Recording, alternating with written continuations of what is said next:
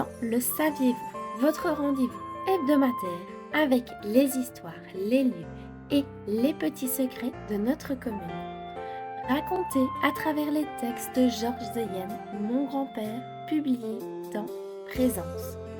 Aujourd'hui, je vous propose de poursuivre notre balade au départ du hall omnisport d'Andrimont, à l'occasion de la marche adepte du dimanche 12 mai.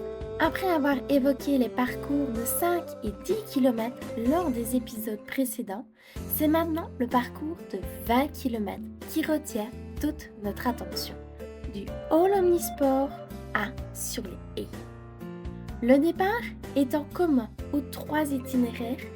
Un premier arrêt s'impose peu après avoir quitté le hall omnisport.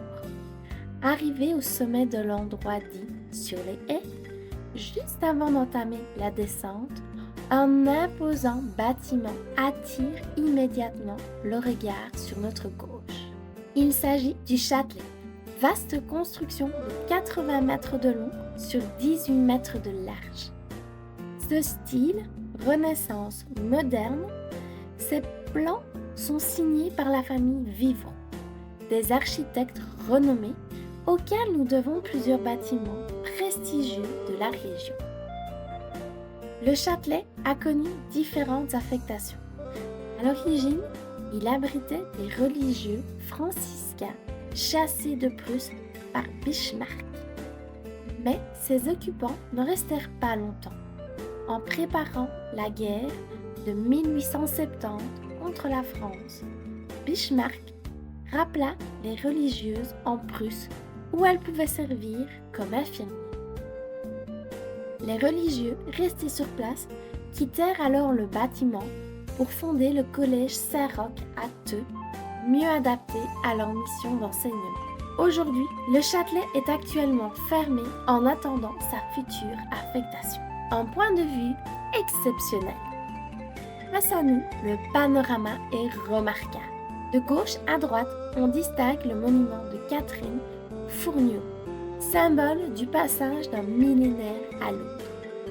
Le Sacré-Cœur, construit en 1926 à l'initiative de l'abbé Doté, l'église Saint-Fiacre, le cimetière, l'école communale de Mont et enfin l'église Saint-Jean-Baptiste.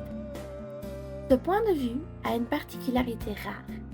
Il permet une observation à 360 degrés sans aucun obstacle visuel. Un véritable balcon ouvert sur toute l'entité. Rue de la Citadelle et souvenir de libération. En empruntant la rue de la Citadelle, on remarque sur la gauche, au sommet des escaliers, un espace vert aménagé par la commune. Ce petit parc, bien exposé au soleil et proche du centre habité, fera sans doute le bonheur des riverains une fois complètement aménagé. Depuis la petite place devant la chapelle Sainte-Fosmelle, la vue plongeante sur le centre de Dizon est saisissante. La place Lucomel, prolongée par la place du Sablon, réveille chez Georges Zeyen un souvenir profondément marquant. Le 9 septembre 1944, alors qu'il habitait au numéro 19 de la rue de la Citadelle, sa famille s'y précipita pour voir les véhicules de l'armée américaine. Camions, jeeps et blindés recouvraient entièrement l'espace, formant en quelques heures un immense tapis vert. La nouvelle tant attendue était confirmée. Les libérateurs étaient là. L'occupation prenait fin et une nouvelle vie s'annonçait enfin. Le roi et sa mère. Récemment, Georges Zeyen eut l'occasion de visiter la chapelle avec mademoiselle Henrard, enseignante retraitée, passionnée par la toponymie locale. Elle lui a proposé une interprétation alternative du nom Westmel. Traditionnellement, le mot wallon Westmel signifie « ôte-le-moi ».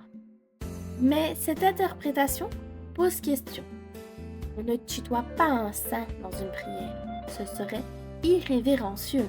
Selon elle, la statue représentant l'enfant Jésus dans les bras de sa mère pourrait symboliser le roi et sa mère. En wallon, Westmer. Et si, depuis le début, le sens du message avait été mal interprété, une hypothèse qui tient la route et que l'auteur a tendance à adopter. Chemin, ruisseau et vallée de Bilstat. Plus loin, le parcours, presque à l'extrémité du chemin de la Coutuarde, à l'endroit où il rejoint le chemin de Clisor à Andrimont, les marcheurs des 20 km entament une nouvelle boucle. Celle-ci se dirige vers Bilstat, traverse le domaine Enduro, longe celui-ci et descend vers le fond de la vallée. Après avoir franchi le ruisseau sur une passerelle précaire, le balissage mène au chemin de Jean sans peur, un site dont la beauté mérite le détour. Entre Bilstat et le ruisseau, un petit monument rappelle un événement tragique. Madame Lasso, âgée de 67 ans, y fut mortellement frappée. Ces chemins ne sont donc pas à emprunter sans un minimum de prudence. La vallée du ruisseau de Bilstat est pourtant un lieu apprécié des promeneurs. Zone boisée, calme, où l'on observe parfois en hiver les empreintes de chevreuils dans la neige.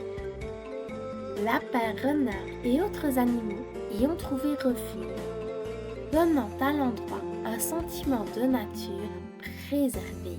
Une colonne brisée. Au terminus du bus 708 se dresse un monument caractéristique, une colonne brisée. Dans la symbolique funéraire, elle représente une vie interrompue trop tôt.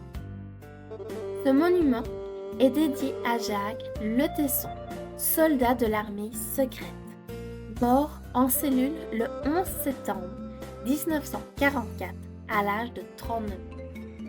Le symbole est ici parfaitement approprié. Autrefois, le cimetière de Dizon abritait un second monument de ce type, dédié à un élève de l'école militaire décédé très jeune. La colonne, ornée d'un sabre sculpté, rappelait clairement sa profession. Mais la dalle, fragilisée par le temps, ne soutenait plus correctement la structure. La décision fut prise de supprimer le monument par crainte d'un accident. Une décision hâtive qui nous priva d'un exemplaire unique du patrimoine funéraire disonnais. La région wallonne a depuis pris des mesures afin d'éviter que de telles pertes ne se reproduisent dans la gestion de nos cimetières. Ainsi se termine cette balade de 20 km, riche en paysages, en histoire et en mémoire collective. Un parcours qui nous rappelle que chaque chemin, chaque pierre et chaque monument ont quelque chose à nous raconter.